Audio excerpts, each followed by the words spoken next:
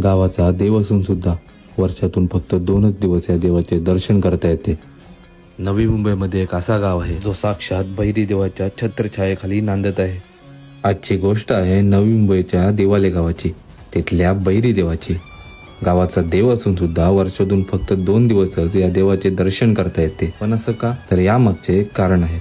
वर्षभर हा देव समुद्रात वास्तव्यात असतो। आश्चर्याची गोष्ट ही आहे की हा देव वर्षभर समुद्रात असून सुद्धा गावकऱ्यांना सापडतो आणि वर्षाचे फक्त 2 दिवस म्हणजे दिवाळीच्या 1 दिवस अगोदर बैरी देवाला पाण्यातून काढले जाते। अनेकांनी या देवाला चोरून घेऊन जाण्याचा प्रयत्न केला, परंतु देव कोणालाच सापडला नाही। समुद्रातून बाहेर काढल्यानंतर बैरी देवाचे आगमन मोठ्या थाटात केले जाते।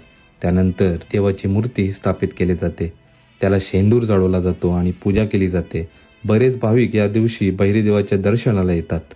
दिवाले गावचा बैरी देव हे ग्रामस्थांचे श्रद्धास्थान, त्यामुळे हे 2 दिवस त्यांच्यासाठी आनंदाचे आणि उत्साहाचे असतात।